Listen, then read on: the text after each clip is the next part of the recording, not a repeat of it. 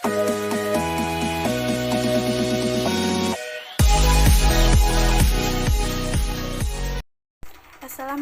warahmatullahi wabarakatuh. Perkenalkan, nama saya Widya Sri Anggraini. Di sini saya akan menjelaskan tentang haji. Yang pertama yaitu pengertian ibadah haji. Menurut bahasa, haji adalah menuju ke suatu tempat secara berulang-ulang atau menuju ke suatu tempat yang dimuliakan atau diagungkan oleh suatu kaum perabatan. Sedangkan menurut istilah ulama fikih mengartikan bahwa haji adalah niat datang ke Baitullah untuk menunaikan ritual ibadah tertentu. Yang selanjutnya, dasar hukum pelaksanaan ibadah haji. Haji hukumnya wajib bagi orang yang telah memenuhi syarat sah wajib. Kewajiban haji ditetapkan dalam Al-Quran, Sunnah, dan Ijma. Berikutnya, syarat, rukun, dan wajib ibadah haji. Syarat-syarat haji. Yang pertama yaitu Islam dan berakal, yang kedua balik dan merdeka, yang ketiga sehat dan mampu. Rukun haji. Rukun haji adalah kegiatan-kegiatan yang apabila tidak dikerjakan maka hajinya dianggap batal. Berbeda dengan wajib haji. Wajib haji adalah suatu perbuatan yang perlu dikerjakan, namun wajib haji tidak menentukan sahnya suatu ibadah. Apabila wajib haji tidak dikerjakan, maka wajib diganti dengan dam atau denda. Kegiatan yang termasuk dalam rukun haji adalah sebagai berikut. Yang pertama ihram, yang kedua wukuf di Arafah, yang ketiga tawaf ifadah, yang keempat syai, yang kelima mencukur rambut, dan yang keenam tartib. Wajib haji. Berikut beberapa wajib haji yaitu A. Ihram dari miqat, B. Bermalam di Musdalifah, C. Melempar jumrah Aqabah, D. Melempar jumrah ula, wusta, dan Aqabah. Sunnah-sunnah haji. Di antara sunnah-sunnah yang berhubungan dengan ihram, tawaf, syai, dan wukuf yaitu A. Mandi sebelum ihram, B. Menggunakan kain ihram yang baru, C. Memperbanyak talbiyah, D. Melakukan tawaf kudum, E. Sholat 2 rakaat tawaf, F. Bermalam di Mina, G. Mengambil pola ifrad, yaitu pola mendahulukan haji daripada umroh. H. Tawaf wada atau perpisahan. Pelaksanaan ibadah haji. Yang pertama ihram, yang kedua mabit di Mina, yang ketiga wukuf di Arafah, yang keempat mabit di Musdalifah, yang kelima melontar jumrah Aqabah tanggal 10 Zulhijjah, yang keenam tahallul awal, yang ketujuh hadyu, yang kedelapan tawaf ifadah, yang kesembilan tahallul, yang kesepuluh melontar 3 jamarat pada tanggal 11, 12, dan 13 Zulhijjah, yang 11 nafar awalan dan nafar tasani, yang ke-12 tawaf wada. Yang berikutnya larangan ibadah haji. Yang pertama menggunakan pakaian berjahit bagi laki-laki, yang kedua menggunakan penutup kepala bagi laki-laki, yang ketiga menutup muka dan telapak tangan bagi perempuan, yang keempat memakai wangi-wangian kecuali sebelum memakai ihram, yang kelima melamar, menikah, dan menikahkan atau menjadi wali nikah, yang keenam bersetubuh, dan yang ketujuh membunuh binatang.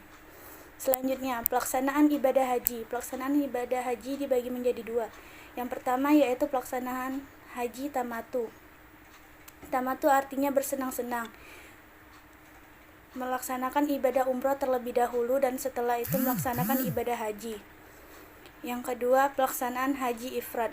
Haji ifrad yaitu melaksanakan secara terpisah antara haji dan umroh, di mana masing-masing dikerjakan tersendiri dalam waktu yang berbeda, tetapi tetap dilakukan dalam satu musim haji. Pelaksanaan ibadah haji dilakukan terlebih dahulu, selanjutnya melakukan umroh dalam satu musim haji atau waktu haji. Selanjutnya pelaksanaan haji qiran. Melaksanakan ibadah haji dan umroh secara bersamaan, dengan demikian prosesi tawaf, sa'i, dan tahallul juga. Haji dan umroh dilakukan satu kali atau sekaligus. Karena kemudahan itulah jamaah dikenakan dam atau denda. Selanjutnya yaitu umroh. Yang pertama yaitu pengertian umroh. Secara arti syara, umroh adalah ziarah ke Baitul Haram dengan mekanisme tertentu, yaitu ihram, tawaf, syai, tahallul. Umroh bisa dilakukan kapan saja. Yang kedua, hukum umroh menurut para ahli fikih. Yang pertama yaitu sunnah mu'akkad. Ini pendapat dari Ibnu Mas'ud, Imam Abu Hanifah, Imam Malik, Imam Asy-Syafi'i, Imam Ahmad, Abu Thawr, dan kalangan mazhab Zaidiyah. Yang B, wajib terutama bagi mereka yang mewajibkan haji.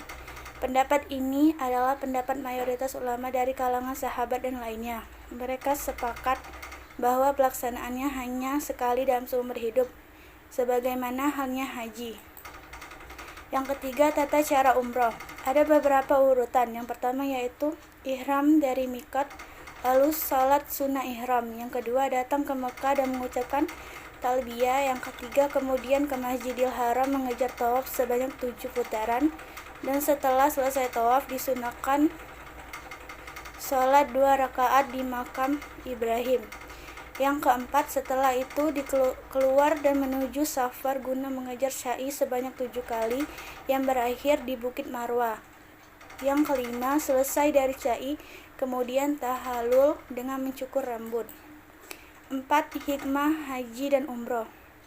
Yang pertama, memperkuat iman dan takwa kepada Allah Subhanahu wa Ta'ala. Yang kedua, menumbuhkan semangat berkorban, sebab haji dan umroh butuh banyak pengorbanan, salah satunya pengorbanan harta. Yang ketiga, mengenal berbagai tempat bersejarah, di antaranya Ka'bah, Bukit Safa dan Marwah, Sumur Zamzam, Makkah, Madinah, Arafah, Mina, dan sebagainya. Yang keempat, memperkuat ukhuwah Islamiyah. Selanjutnya, perbedaan haji dan umroh. Yang pertama yaitu ibadah umroh tidak memiliki waktu tertentu dan tidak bisa ketinggalan waktu. Yang kedua, umroh tidak dapat melontar jumroh, tidak ada wukuf di Arafah, dan tidak ada pula singgah di Muzdalifah. Yang ketiga, tidak adanya jama' antara dua sholat seperti dalam pelaksanaan ibadah haji.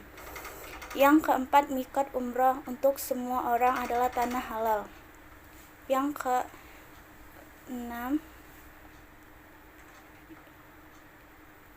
kelima, dalam umroh tidak adanya pelaksanaan tawaf kudum dan tidak adanya pula khutbah. Yang keenam, menurut pendapat ulama Malikiyah dan Hanafiyah, ibadah umroh adalah sunnah mu'akkad, sedangkan haji hukumnya fardu. Dan yang ketujuh, membatalkan umroh dan melakukan tawaf dalam keadaan junub tidak diwajibkan membayar denda. Tidak membayar denda seekor unta dan dikemukakan al-bana sebagai diwajibkannya dalam pelaksanaan ibadah haji. Demikianlah yang dapat saya sampaikan. Saya akhiri dengan wassalamualaikum warahmatullahi wabarakatuh.